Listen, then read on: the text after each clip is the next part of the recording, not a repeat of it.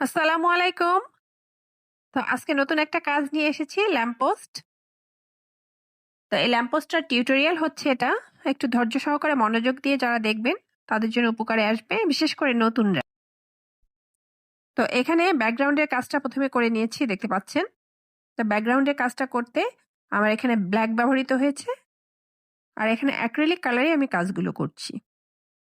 তো ব্লাক এর সাথে একটু হোয়াইট মিক্স করে নিয়ে আমি ব্যাকগ্রাউন্ডটা করে নিয়েছি। আর লাইটের পাশে একটু আলোর অংশ একটু উজ্জ্বল রাখতে আমি এখানে রসিনা কালারটা ব্যবহার করেছি। রসিনার সাথে একটু হোয়াইট মিক্স করেই ব্যবহার করেছি।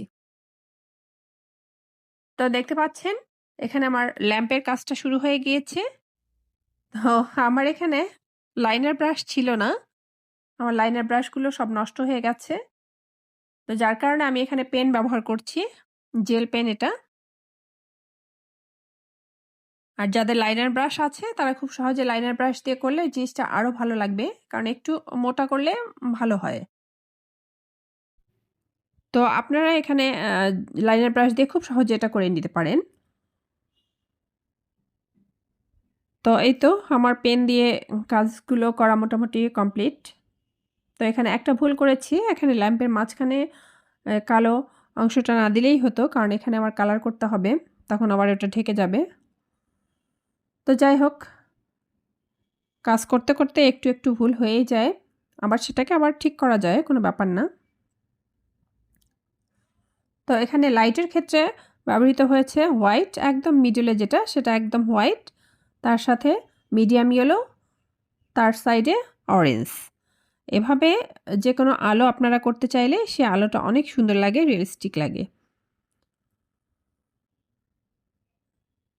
তো এই তো এখন আমি আবার কালো অ্যাক্রিলিক কালার দিয়ে এগুলো ঢেকে দিচ্ছি। উপরের সাইডটা করে নিলাম আমি ল্যাম্পের উপরের দিকটা।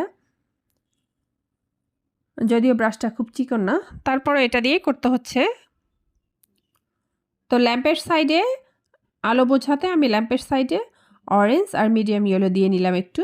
এটা হাত দিয়ে সুন্দর করে ব্লেন্ড করে দিলে আলোটা দেখতে অনেক সুন্দর লাগে, একটু রিয়ালিস্টিক লাগে। কিন্তু সমস্যা হচ্ছে যে আমার যে পেপারে কাজ করছি এটা খুবই নরমাল পেপার, যার কারণে আমার ব্লেন্ডিংটা অত ভালো হয়নি। কিন্তু এটা ক্যানভাসে অথবা ওয়াটার কালার পেপারে করলে ব্লেন্ডিংটা অনেক সুন্দর হতো আরও। তো এই তো আমার কাজটা মোটামুটি শেষের দিকে। আমি একটা গাছের ডালের অংশ এখানে দিয়ে নিয়েছি। এটা তো দেখেই বুঝতে পারছেন সাব গ্রিন ব্ল্যাক। তো আপনাদের সুন্দর, সুন্দর কমেন্ট আমাকে কাজ করার ক্ষেত্রে অনুপ্রেরণা যোগায়।